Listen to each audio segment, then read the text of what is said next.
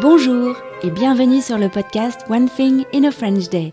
Aujourd'hui, mercredi 29 janvier 2020, cet épisode, le numéro 1757, s'intitule « À la rencontre de William Curley, récit d'une journée à Londres, deuxième partie ».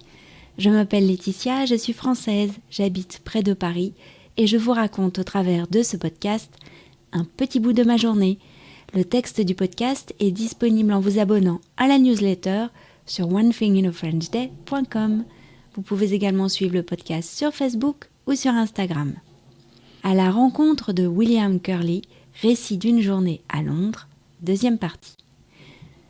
Dans l'épisode de lundi, je vous ai expliqué dans quelles circonstances Adeline et moi avons entrepris ce voyage d'une journée à Londres. L'entretien avec le chocolatier-pâtissier William Curley vient de se terminer. Reprenons le fil de la journée. Alors, nous sommes dans Brewer Street, nous venons de quitter William Curley, nous venons de quitter Smith Court. C'était vraiment un entretien extrêmement sympathique, il nous a super bien accueillis, il a répondu à toutes nos questions. On a bu un chocolat chaud délicieux, goûté ses chocolats, et puis on a goûté un cake magnifique au rhum et au marron glacé qui était extrêmement bon. On est reparti avec quelques cadeaux aussi, une petite boîte de chocolat et chacune un livre. Quelle est ton impression, Adeline ? Écoute, moi, ce que je retiens vraiment de l'interview de William Curley, c'est sa sincérité et son authenticité, parce qu'il a un parcours exemplaire.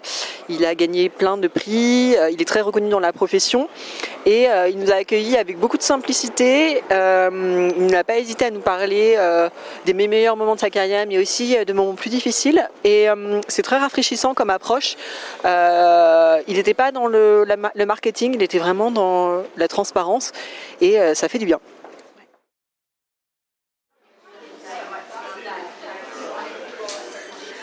Nous venons de déjeuner avec Adeline, nous sommes chez Planète Organique. On fait une petite pause après un tour chez Foyles. Alors, moi j'ai acheté des livres, notamment un livre sur l'histoire du fromage au Royaume-Uni. Et toi Adeline, qu'est-ce que tu as trouvé ? Alors moi j'ai trouvé un livre sur la pâtisserie juive et j'ai hâte de pouvoir tester les premières recettes.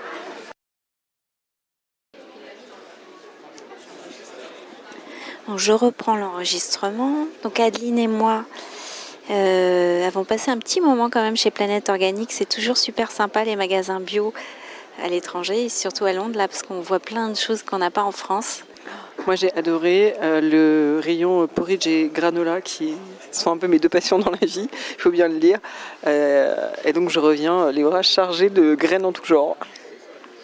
Après, nous avons marché jusqu'à la Welcome Collection. Je voulais montrer la Reading Room à Adeline. On a passé un petit moment là-bas et on s'est posé au café aussi. On a bu un thé, c'était sympa. Et ensuite, on a remonté Euston Road. Et maintenant, nous sommes dans le terminal Eurostar où nous attendons notre train. Pour terminer ce récit, un extrait en anglais de la fin de notre entretien avec William Curley. Je lui ai demandé quel était son chocolat préféré du moment. Voici sa réponse.